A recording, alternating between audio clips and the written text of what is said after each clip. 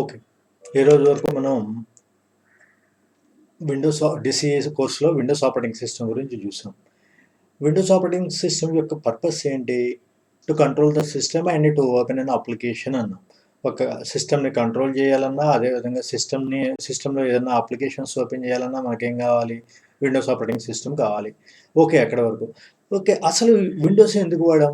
ఏదో ఒక పర్పస్‌కి మనకు కావాల్సిన ప్యాకేజ్ ఫర్ ఎగ్జాంపుల్ ఏ ఆఫీస్ చూసుకున్నప్పటికీ కూడా ఆ ఆఫీసులో ఎలాంటి వర్క్స్ ఉంటాయి చెప్పండి. ఒకటి లెటర్ రైటింగ్ గురించి కానీ, ఏదైనా సంథింగ్ వాళ్ళ కస్టమర్స్‌తో ఇంటరాక్ట్ అవ్వడం గానీ, అదేవిధంగా నెక్స్ట్ ఏమన్నా ఇన్విటేషన్స్, కమ్యూనికేషన్స్ గానీ, అదేవిధంగా ఏదైనా ఇన్విటేషన్స్ పంపియడం గానీ, అదేవిధంగా వాళ్ళ ప్లాన్స్‌ని ఎక్స్‌ప్లెయిన్ చేయటం గానీ, అదేవిధంగా అన్నిటికన్నా ముఖ్యమైనది ఏంటంటే వాళ్ళ డేటాని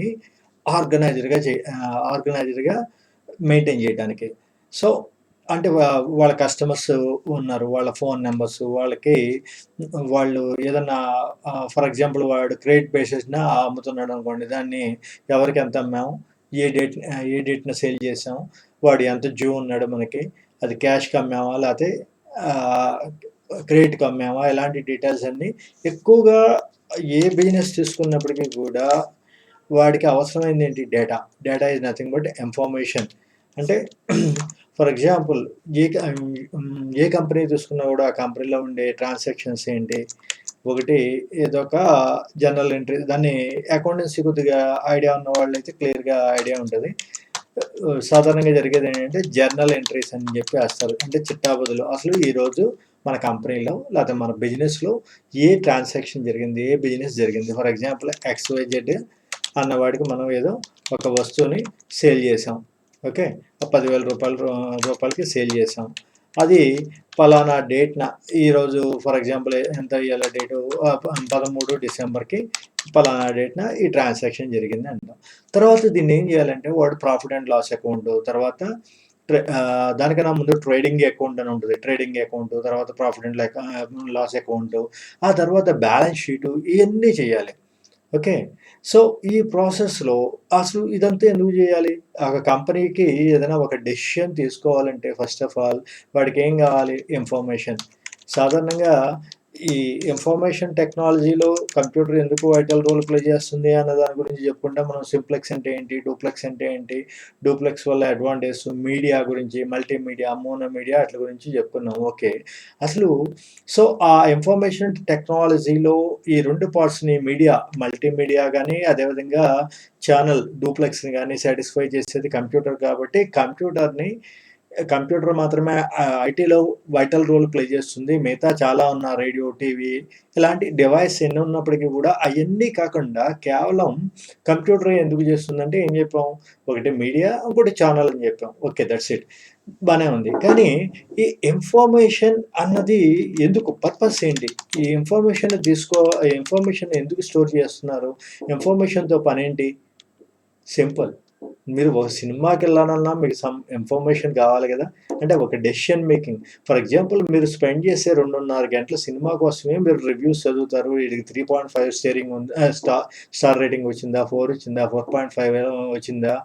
మ్యూజిక్ ఎలా ఉంది? లేపోతే వాటెవర్ ఇట్ మే బి అది ఏ స్ట్రీమ్‌కి ఉంది? మనకది కామెడీ జానరా? లేకపోతే హారరా?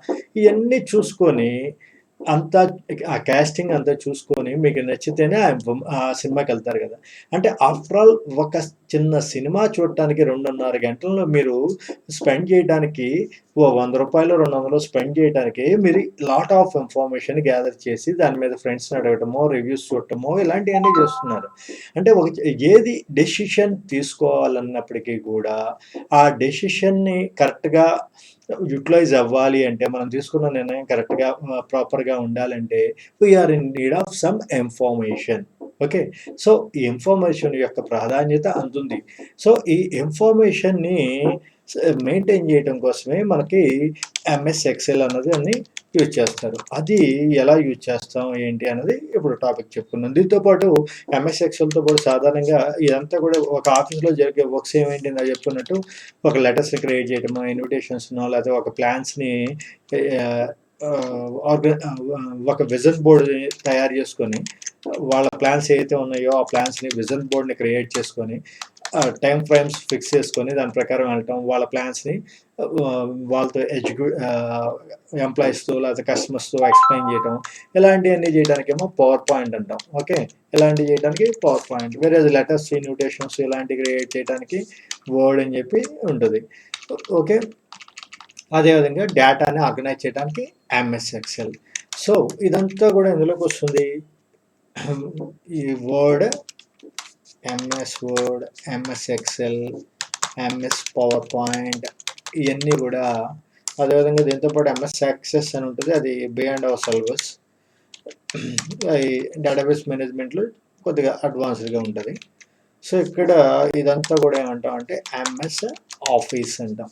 అంటే ఏ ఆఫీస్లో అయినప్పటికీ కూడా ఈ కామన్ టాస్క్స్ ఉంటాయి. వర్డ్కి సంబంధించిన వర్డ్తో పని కానీ, వాడికి ఎక్సెల్తో పని కానీ, పవర్ పాయింట్ కానీ, యాక్సెస్ కానీ. యాక్సెస్ చాలా హై లెవెల్ వాళ్ళు వాడుతూ ఉంటారు. జనరల్గా చిన్న చిన్న ఆఫీసులన్నిటికీ కూడా యూజ్ చేసేది ఎంఎస్ ఆఫీస్.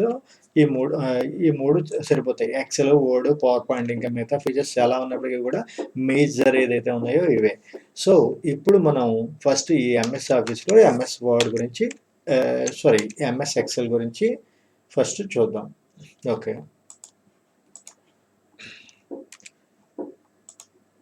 చూడండి, ఈ ఎక్సెల్ యొక్క అడ్వాంటేజెస్ ఏంటి? అసలు ఎక్సెల్ ఎలాంటి ఫీచర్ని యూజర్కి ప్రొవైడ్ చేస్తుంది? Excel enables the user to ఏమేమి ఇస్తున్నాడు వీడు?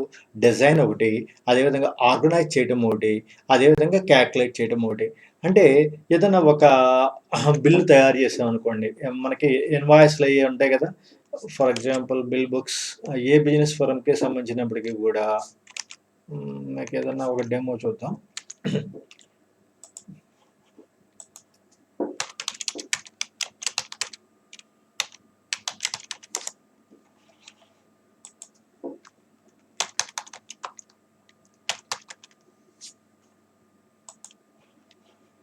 ఓకే. ఎక్కువగా మీరు చూస్తూనే ఉంటారుగా. ఇదిగోండి, వాడి కంపెనీ పేరు, వాడి ఫర్మ్ పేరు, వాడికి జిఎస్టీ నెంబర్లని, అదేవిధంగా ఇది memo number, date, serial number, description, quantity, gross, ఏ సరుకు అమ్మాడు, మొత్తం ఎన్ని నెంబర్స్ అమ్మాడు, అదేవిధంగా అది ఎంత క్వాంటిటీ ఉంది, దాని వెయిట్ ఎంత, దాని రేట్ ఎంత, దాని టోటల్ ఎంత. సో ఇదంతా ఇలా నీట్గా డిజైన్ చేసుకోవాలి. ఇలా డిజైన్ చేయాలన్నా, అదేవిధంగా నెక్స్ట్ వన్ దీన్ని ఆర్గనైజ్డ్గా, అంటే ఫర్ ఎగ్జాంపుల్ మీకు డేటా ఏదో స్కూల్ రికార్డ్ ఏదో ఉందనుకోండి, మార్క్స్ మెమోస్ ఉన్నాయి. ఈ మార్క్స్ మెమోస్ వచ్చేప్పటికి స్కూల్ తీసుకున్నాం, ఆ స్కూల్లో నెంబర్ ఆఫ్ స్టూడెంట్స్ ఉన్నారు. నారాయణ, చైతన్య అలాంటివి తీసుకోండి, వేలల్లో లక్షల్లో ఉంటారు. సో వీళ్ళకి ఏం చేస్తారు, ప్రతి వారం ఏ గ్రాండ్ టెస్ట్లు కండక్ట్ చేస్తారు. వీళ్ళలో ఎవరు హైయెస్ట్ వచ్చారు, ఎవరు లో వచ్చారు, లేకపోతే పలానా బ్రాంచ్లో, విజయవాడ బ్రాంచ్లో ఎంతమంది ఉన్నారు, అదేవిధంగా లేకపోతే విజయవాడలో మళ్ళీ విజయవాడ నారాయణ స్కూల్స్లో లేకపోతే చైతన్య స్కూల్స్లో నెంబర్ ఆఫ్ బ్రాంచెస్ ఉంటాయి. మళ్ళీ ఆ పర్టికులర్ బ్రాంచెస్లో ఏ బ్రాంచ్లో ఎంతమంది స్టూడెంట్స్ ఉన్నారు, వాళ్ళలో ఎవరికి హై ర్యాంక్ వచ్చింది, ఎవరు లో ర్యాంక్ వచ్చింది. సో అంటే ఫిల్టర్ చేయాలి డేటాని.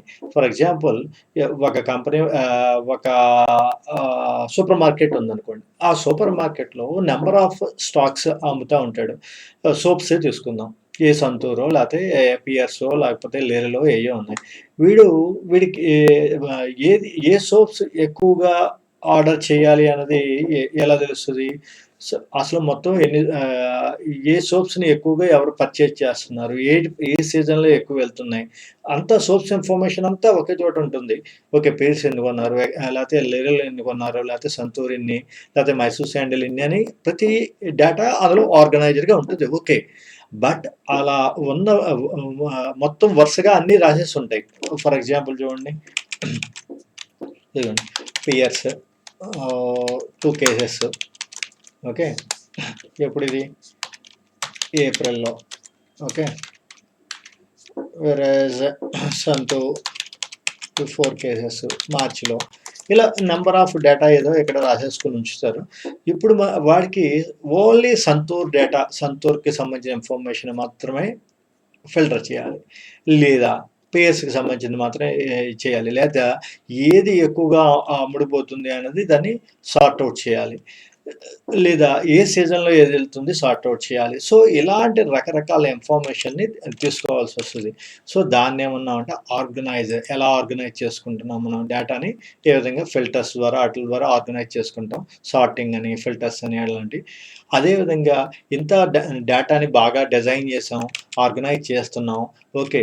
అసలు దీంతో పనేంటి ఫర్ ఎగ్జాంపుల్ ఇందాకడదే హ్మ్. మనకి బిల్ ఒకటి చూసాం కదా! ఓకే. ఈ బిల్ అందంగా డిజైన్ చేసాం. ఓకే. బానే ఉంది. సీరియల్ నంబర్ ఏసాం, డిస్క్రిప్షన్ ఏసాం, quantity, gross, net weight, rate, అమౌంట్‌లు ఏసాం. మరి ఈ మొత్తాన్ని మళ్ళీ తిరిగి కూర్చొని క్యాలిక్యులేటర్‌తో క్యాలిక్యులేట్ చేస్తూ కూర్చోలేం కదా! సో, మళ్ళీ ఈటిలిని ఏం చేయాలి? క్యాలిక్యులేషన్స్ కూడా చేయాలి. ఈ టోటల్ బిల్ ఎంత అన్నది కూడా వీడు క్యాలిక్యులేట్ చేయాలి. సో, ఈ క్యాలిక్యులేషన్ అదే విధంగా ఓన్లీ క్యాలిక్యులేషన్స్ అనే కాదు. డిఫరెంట్ ఫంక్షన్స్ వీటిలో హైయెస్ట్ వాల్యూ ఏది? లోయెస్ట్ వాల్యూ ఏది? లేపోతే సింపుల్ ఇంట్రెస్ట్ కట్టడం అని డిఫరెంట్ ఫంక్షన్స్ అన్నిటిని కూడా చేయాల్సిన అవసరం ఉంటది. సో, ఇలాంటి ఆప్షన్స్ అన్నీ గూడా మనకి ఎక్సెల్‌లో చూడబోతున్నాం మనం. సో, ఇది ఒక్కొక్క దాన్ని చూసుకుంటా వద్దాం ఇప్పుడు. సో, ఫస్ట్ ఆఫ్ ఆల్ మీరు ఒక ఎక్సెల్ షీట్‌ని ఓపెన్ చేయండి. అసలు ముందు ఎక్సెల్ ఎలా ఓపెన్ చేయాలి? స్టార్ట్ మెనూలోకెళ్ళి ఎక్సెల్ అని చెప్పి డైరెక్ట్‌గా టైప్ చేసేయండి. ఈఎక్స్‌సిఈఎల్ ఎక్సెల్ అని టైప్ చేయండి. లేదా ఇంకో మెథడ్ ఏంటంటే విండోస్ ఆర్ కొట్టి డైరెక్ట్‌గా ఎక్సెల్ అని చెప్పైనా టైప్ చేయొచ్చు. సో, ఈ 2 మెథడ్స్‌లో ఏదో ఒక మెథడ్‌లో మీరు విండోస్ ఎక్సెల్‌ని ఓపెన్ చేయొచ్చు. నేను చెప్తున్నా first one to open Excel. ఎక్సెల్‌ని ఓపెన్ చేయడానికి ఏం చేయాలి? ఒకటి type the Excel in start menu or లేదా ఇందులోకెళ్తే ప్రోగ్రామ్స్‌లోకెళ్తే ఇక్కడ ఐకాన్ డిస్‌ప్లే అవుతా ఉంటది. ఇదిగోండి. మనకు కావాల్సిన ఐకాన్ ఇక్కడ ఉంది కదా! పిన్నుడ్ ఐకాన్స్ ఆల్రెడీ పిన్ చేసుకున్నాం. వీటిల్ని ఎలా పిన్ చేయాలి ఏంటి అన్నది విండోస్ ఆపరేటింగ్ సిస్టమ్‌లో చెప్పుకున్నాం కదా! ఇంపార్టెంట్ వాటిని ఏదన్నా మనకు కావాలంటే స్టార్ట్ మెనూకి పిన్ చేసుకోవచ్చు అని చెప్పుకున్నాం కదా! సో, అలా పిన్ చేసి ఇక్కడ ఆల్రెడీ అలా పిన్ చేసి ఉంది. మనకి మోస్ట్ ఫ్రీక్వెంట్‌గా యూజ్ చేసేది. అదేవిధంగా ఇంకోటి ఏం చెప్తున్నాం? స్టార్ట్ మెనూలో ఎక్సెల్ అనైనా టైప్ చేయొచ్చు అంటున్నాం. అదేవిధంగా లేకపోతే ఆర్ విండోస్ ప్లస్ ఆర్ కొట్టండి. దీనికి ఇది ఓపెన్ రన్ బాక్స్. ఓకే. తర్వాత దీని నుంచి అక్కడ డైరెక్ట్‌గా ఎక్సెల్ అని చెప్పి టైప్ చేయాలి. కానీ ఇందులో ప్రాబ్లమ్ ఏంటంటే మీరు కరెక్ట్‌గా స్పెల్లింగ్ కొట్టాలి. ఫర్ ఎగ్జాంపుల్ ఎక్సెల్ అని చెప్పి ఇలా కొట్టేసారనుకోండి తీసుకోదు. మీరు స్టార్ట్ మెనూలోకి వచ్చి ఎక్సెల్ అని చెప్పి కొట్టారనుకోండి ఈ ఈ ఎగరగొట్టారు మీరు. కానీ అయినప్పటికీ గూడా అది తీసేసుకుంటది. ఆ వర్డ్‌తో ఉన్నాయి ఇక్కడ సెర్చ్ చేస్తుంది. కాబట్టి ఎక్కువగా సెర్చ్ మెనూనే స్టార్ట్ మెనూలో ఉన్న సెర్చ్ ఆప్షన్‌నే ప్రిఫర్ చేయండి. మీరు పొరపాటున స్పెల్లింగ్ తప్పు కొట్టినా నో ప్రాబ్లమ్. ఆటోమేటిక్‌గా అది కరెక్ట్ ప్రోగ్రామ్‌ని ఓపెన్ చేయడానికి పాసిబిలిటీ ఉంటది. వేరేజ్ రన్ బాక్స్‌లో నుంచి వెళ్తే కొద్దిగా కరెక్ట్‌గా ఆ వర్డ్ టైప్ చేయాలి. ఓకే. సో ఎక్సెల్ ఓపెన్ చేసాం ఇప్పుడు. ఓకే. నెక్స్ట్ అసలు ఎక్సెల్‌లో ఫస్ట్ ఆఫ్ ఆల్ ఇక్కడ ఫైల్ మెనూలోకెళ్ళండి. న్యూలోకెళ్ళండి. ఏదైనా ఒక ఫైల్‌ని కొత్తది క్రియేట్ చేయాలంటే న్యూ. ఆల్రెడీ ఇక్కడ డిఫాల్ట్‌గా కొన్ని టెంప్లేట్స్ ఉంటాయి. అంటే టెంప్లేట్స్ అంటే మోడల్. ఫర్ ఎగ్జాంపుల్ చూడండి ఇది ఓపెన్ చేసాం. ఇక్కడ ఆల్రెడీ డేటా ఏదో రికార్డ్ ఇన్వెంటరీ సిస్టము, నేము, డిస్క్రిప్షను ఇయన్నీ కూడా రెడీగా టైప్ చేసేసి డిజైన్ చేసి పెట్టారు. అంటే మనకి అసలు ఏమీ వర్క్ రాదు. ఆల్రెడీ డిజైనింగ్ ఆహ్, లేదా వర్క్ వచ్చు మనకి. కానీ టైం ఎక్కువ తీసుకుంటది ఇదంతా డిజైన్ చేయాలంటే. సో, ఇలాంటి ఆటిల్ని ఏం చేస్తారంటే ముందే ఎక్కువగా ఫ్రీక్వెంట్‌గా ఉపయోగపడే ఆటిలన్నిటిని కూడా ఈ విధంగా టెంప్లేట్స్ రూపంలో డిజైన్ చేసి పెట్టేస్తారు. ఓకే. కానీ మనం ఫ్రమ్ ది బిగినింగ్ ఎలా చేయాలి అన్నది ఫ్రమ్ ది బిగినింగ్ చూసుకుంటూ వద్దాం. సో, బ్లాంక్ తీసుకుందాం మనం టెంప్లేట్ జోలికెళ్ళొద్దు ఇప్పుడు. బ్లాంక్ తీసుకుందాం డేటా. బ్లాంక్ డేటా తీసుకుందాం. ఇప్పుడు ఇందులో చూడండి. ఇది ఎక్సెల్ షీట్ ఇలా ఉంటది. వీటిల్ని ఏమంటామంటే ఈ ఏబీసీడీ, ఈఎఫ్‌జీ ఈటిలన్నిటిని కూడా కాలమ్స్ అంటాం. ఈ 1, 2, 3, 4లు ఇయి కూడా రోస్ అంటాం. ఓకే.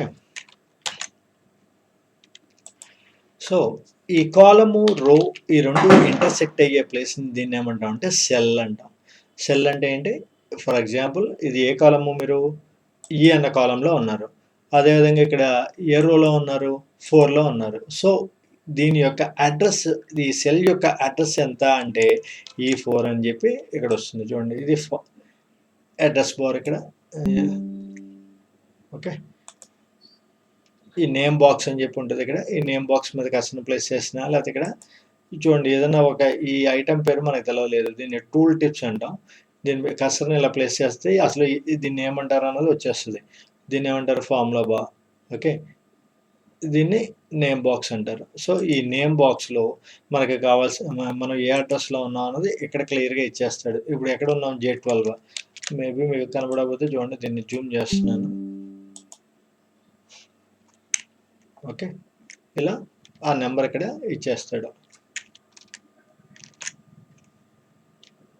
ఓకే, మన టాపిక్ వచ్చేద్దాం ఇప్పుడు. సో ఇక్కడ ABCDలు ఇవన్నీ కూడా కాలమ్స్ ఉన్నాం. ఇలా ఎన్ని కాలమ్స్ ఉంటాయి, ABCDలు ఎన్ని జెడ్ కదా, ఇంకా అందులో చెప్పేదే ఉంది, జెడ్ వరకు ఉంటాయి అనుకుంటాం, అంతేనా. కానీ జెడ్ కంప్లీట్ అయిన తర్వాత మళ్ళీ AA, AB, AC అలా ఎక్కడి వరకు మళ్ళీ ఏతో కాంబినేషన్ AZ వరకు తీసుకొచ్చాడు. తీసుకొచ్చాక మళ్ళీ BA, BB, BC up to BZ అలా నెంబర్ ఆఫ్ ఇలా ఎక్సెప్ట్ D అన్నది దాని వరకు కూడా కాలమ్స్ ఉంటాయి. ఇలా ఎక్సెల్లో అసలు ఎన్ని కాలమ్స్ రోస్ ఉంటాయి అన్నది ఇక్కడ చూడండి. Total number of rows and columns అని వర్క్ షీట్ ఎన్ని ఉన్నాయి, మొత్తం 10,48,576 రోస్ ప్లస్ 16,384 కాలమ్స్ ఉంటాయి. ఇన్నిటి వరకు మనం ఇన్ని సెల్స్ వరకు మనం ఆర్గనైజ్ చేసుకోవడానికి పాసిబిలిటీ ఉంటుంది. సో ఈ చివరి కాలంకి సెల్కి వెళ్ళాలనుకోండి, కంట్రోల్కి పట్టుకొని రైట్ క్లిక్ చేస్తే డైరెక్ట్గా చివరి సెల్కి వెళ్ళిపోతారు. ఓకే, అదేవిధంగా జస్ట్ ముందు ఇది రాసేసుకుందాం. ఎక్కడికక్కడ షార్ట్ కట్ కమాండ్స్ రాసుకుంటూ వెళ్ళిపోదాం. To go to last column control plus డైరెక్షన్కి, ఏ డైరెక్షన్కి, రైట్ యారో. ఓకే, అయితే ఇక్కడ ఇంకోటి ఉంది మీకు. ఫర్ ఎగ్జాంపుల్ ఈ కాలంలో ఏదన్నా ఇక్కడ డేటా ఉందనుకోండి, ఇప్పుడు కంట్రోల్కి పట్టుకొని రైట్ క్లిక్ చేస్తే కర్సర్ ఎక్కడికి వచ్చి ఆగుతుంది ముందు, తర్వాత అప్పుడు లాస్ట్కి వెళ్తుంది. అంతేగాని డైరెక్ట్గా కంట్రోల్ రైట్ యారో అంటే లాస్ట్ వరకు వెళ్ళిపోతుంది. డేటా లాస్ట్ ఎక్కడైతే ఉందో అక్కడ వరకు వెళ్తుంది. ఫర్ ఎగ్జాంపుల్ ఇదంతా డేటా ఉంది. ఓకే, ఇప్పుడు కంట్రోల్ కీ పట్టుకొని రైట్ యారో కొట్టండి. ఈ డేటా లాస్ట్ ఎక్కడ ఉంది, ఇక్కడ ఉంది, 5 దగ్గర ఉంది కాబట్టి అక్కడికి వచ్చి ఒకసారి ఆగింది. తర్వాత మళ్ళీ మధ్యలో ఎక్కడ డేటా ఇచ్చాం, కంట్రోల్ రైట్ యారో ఇవ్వండి. ఫస్ట్ ఎక్కడ బ్రేక్ లేకుండా ఎక్కడ వరకు అయితే ఉందో అక్కడికి లాస్ట్కి వెళ్ళిపోతుంది. మళ్ళీ కంట్రోల్ రైట్ యారో ఇవ్వండి. ఎక్కడైతే ఈ మధ్యలో బ్రేక్ ఉంది, JKLM బ్రేక్ ఉంది, తర్వాత ఇక్కడ ఉంది డేటా కాబట్టి అక్కడ తీసుకున్నాడు. సో తర్వాత మళ్ళీ కంట్రోల్ రైట్ యారో ఇస్తే ఏమవుతుంది, లాస్ట్ది ఏదైతే ఉందో ఇందులో నెక్స్ట్ కాలంలో లాస్ట్ వన్. ఫర్ ఎగ్జాంపుల్ ఇక్కడ 3 కాలమ్స్ 4 కాలమ్స్ ఉన్నాయి. ఇక్కడ కాస్త కంట్రోల్ రైట్ యారో ఇవ్వగానే ఇక్కడికి వచ్చింది. తర్వాత కంట్రోల్ రైట్ యారో వేస్తే ఈ 4 కలిపి ఒక బ్లాక్ కదా. బ్లాక్ అని ఎలా చెప్తున్నాం, ఈ మధ్యలో ఏదైతే గ్యాప్ ఉందో. ఓకే, ఫర్ ఎగ్జాంపుల్ ఇక్కడ ఈ రెండింటికి ఇదొక డేటా, ఇదొక డేటా, ఈ రెండింటికి మధ్యలో ఒక కాలమ్ని బ్లాంక్ వదిలేశారు, అప్పుడు అదొక బ్లాక్ కింద అవుతుంది. సో ఇక్కడ కంట్రోల్కి రైట్ యారో వస్తే ప్రతి బ్లాక్లో ఉన్న బిగినింగ్కి ఎండింగ్కి వెళ్తూ ఉంటుంది. ఫస్ట్ కంట్రోల్ రైట్ యారో ఇచ్చి ఏమైంది, ఫస్ట్ బ్లాక్ నుంచి బ్లాక్ 1లో బిగినింగ్ నుంచి ఎండింగ్ వచ్చింది. మళ్ళీ కంట్రోల్ రైట్ యారో ఇచ్చాం, ఏమైంది, బ్లాక్ 2లో బిగినింగ్లోకి వచ్చింది, తర్వాత బ్లాక్ 2లో ఎండింగ్. ఇప్పుడు కంట్రోల్ రైట్ యారో ఇవ్వండి, ఏది లేదు డేటా ఇక, అప్పుడు ఫైనల్కి అక్కడికి వెళ్ళిపోతుంది, లాస్ట్ కాలంకి అప్పుడు వెళ్తుంది. అదేవిధంగా కిందకి రావాలంటే ఏంటి, ఇందాక కాలం వైజ్గా రావడానికి ఏం చెప్పుకున్నాం మనం, కంట్రోల్ రైట్ యారో. సో ఇప్పుడు కిందకి రావడానికి ఏంటి, సింపులే కదా, రైట్కి వెళ్ళడానికి రైట్ యారో అన్నాం, చివరికి రావడానికి control down arrow. Okay,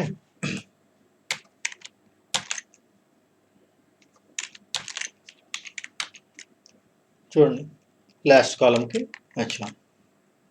so ఉన్నాయి కదా, ఎన్ని రోజు అని చెప్పాడు, 10,48,576, 10,48,576 వచ్చినాయి కదా. ఈ 16,344 అంటే కాలమ్స్ నెంబర్ మనకి అక్కడ రాదు, కానీ ఈ ABCDలు కదా, మొత్తం ఆడే కౌంట్ చేసి చెప్పాడు ఎన్ని ఉన్నాయి అన్నది. A నుంచి Z వరకు అయ్యాక మళ్ళీ AB, AC, తర్వాత BA, BB, తర్వాత CA, CB అలా. ఓకే. ఇది జెప్తున్నప్పుడు నాకు ఒక ఇదొచ్చింది. మీకు కీబోర్డ్ ప్రాక్టీస్ చేసేటప్పుడు మీరు చూడండి ఏ నుంచి జెడ్ వరకు అందరూ స్పీడ్‌గా చేయగలం గదా! మీరు ఈ కీబోర్డ్ ప్రాక్టీస్ చేసేటప్పుడు ఏం జేస్తారంటే, ఈ టైపింగ్ ట్యూటర్‌లో ఏ టు జెడ్ అనక ఏ టు జెడ్ కొట్టిన తర్వాత మళ్ళీ ఏం జేస్తారంటే, జెడ్ టు ఏ గూడా రివర్స్‌లో కొట్టండి. ZYXW, UTS, RQ, PO, NM, LKG, ISG, FGDC, BA అంత అంటే మీరు ఏ నుంచి జెడ్ వరకు ఎంత స్పీడ్‌గా అయితే చెప్పగలిగారో, అదే విధంగా ఇప్పుడు నేను చెప్పినట్టు జెడ్‌వై, ఎక్స్‌డబ్ల్యూ, యూడీఎస్‌ఆర్ అండ్ సో ఆన్ అక్కడ అప్ టు ఎండింగ్ వరకు మీరు చెప్పగలగాలి. అది కీబోర్డ్ కమాండ్ వస్తది. ఆ విధంగా చేస్తే.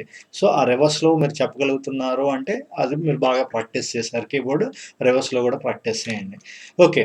అది బియాండ్ అవర్ టాపిక్. కానీ ఇంపార్టెంట్ టాపిక్ మీకు కొద్దిగా ఇన్ఫార్మ్ చేయాల్సిన టాపిక్ కాబట్టి దాని గురించి చెప్పుకున్నాం. కీబోర్డ్ స్పీడ్ అనేది చాలా ఇంపార్టెంట్. మీరు డేటా ఎక్సెల్ బాగా నేర్చుకున్నారు. వర్డ్‌లో ఉన్న ఎక్సెల్ రిలేటెడ్ కీస్, ఎక్సెల్‌లో ఉన్నాయి.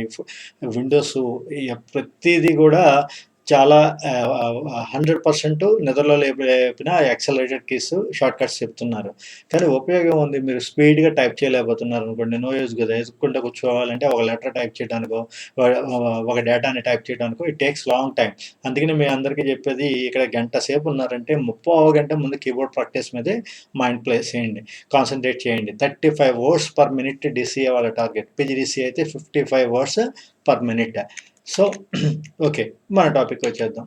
సో, ఈ రోస్ అదేవిధంగా రోస్‌లో కూడా ఇక్కడ డేటా ఎక్కడన్నా ఉందనుకోండి, ఈ డేటా దగ్గర ఆగుతుంది కర్సర్ ఇలా. కంట్రోల్ కీ పట్టుకొని డౌన్ ఆరో కొడితే మళ్ళీ కర్సర్ ఇక్కడ ఆగుతుంది. అదేవిధంగా ఇయన్నీ దీన్నేమంటామంటే ఒక షీట్. ఎలాంటివి ఎన్ని షీట్స్ అయినా పెట్టుకోవచ్చు మనం.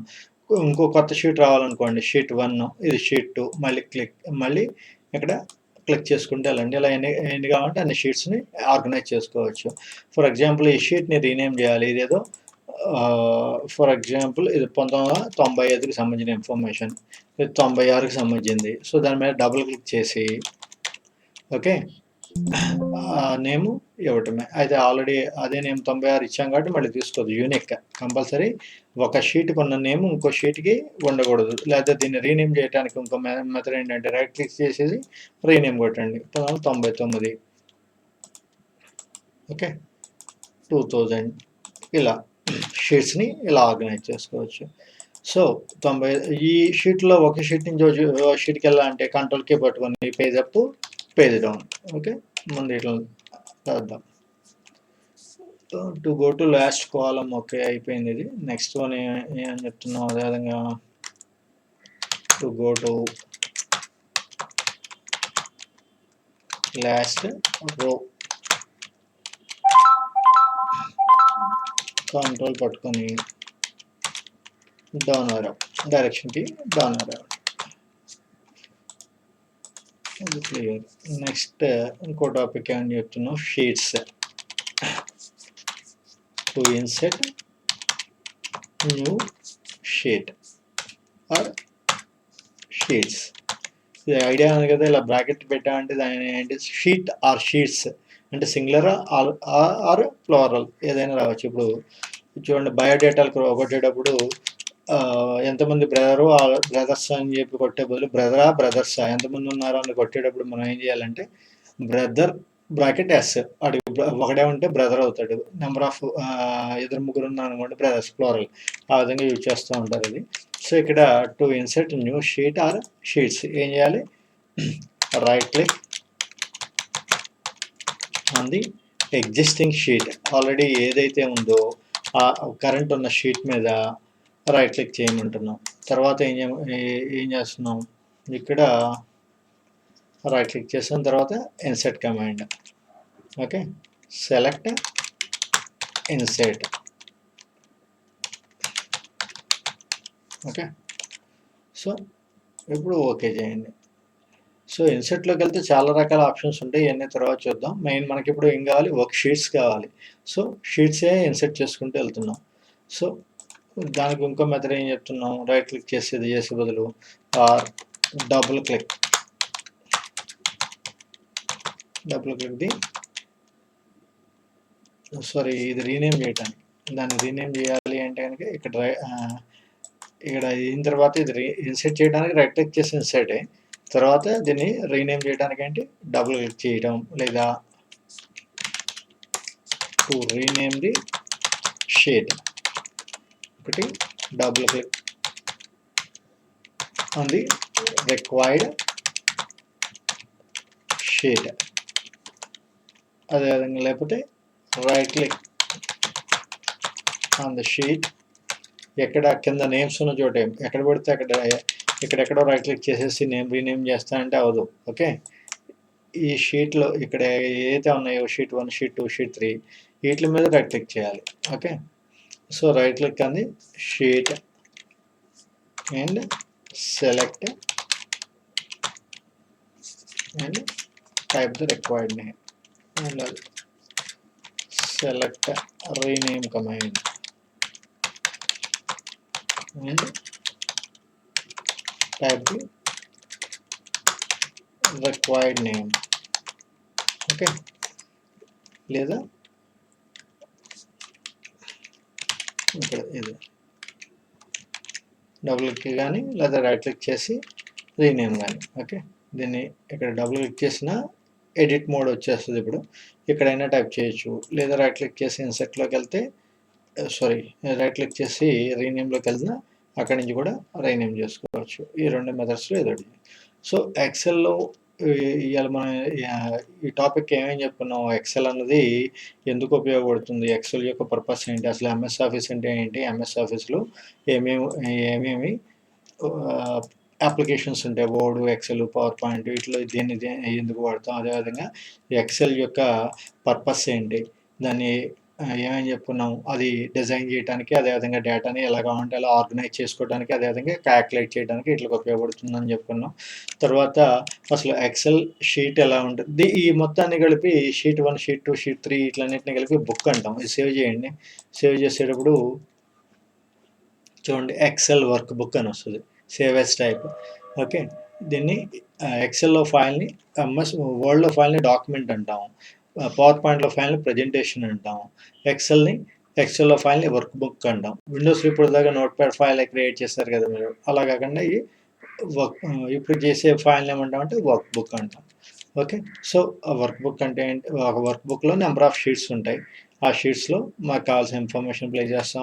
ఆ ఒక్కొక్క షీట్లో మళ్ళీ కాలమ్స్, రోస్ ఉంటాయి. ఈ కాలమ్, రో ఇంటర్సెక్ట్ అయ్యే ప్లేస్ని సెల్ అంటాం. ఇందులో ఎన్ని సెల్స్ ఉన్నాయి, ఎన్ని కాలమ్స్ ఉన్నాయి, అదేవిధంగా ఏ విధంగా ఒక కాలం నుంచి ఒక కాలంకి, ఒక రో నుంచి ఒక రోకి, చివరి కాలమ్స్కి లేదా చివరి రోస్కి ఏ విధంగా మూవ్ అవుతా వెళ్ళాలి అనే దాని గురించి చూసాం ఈరోజు. Have a nice day.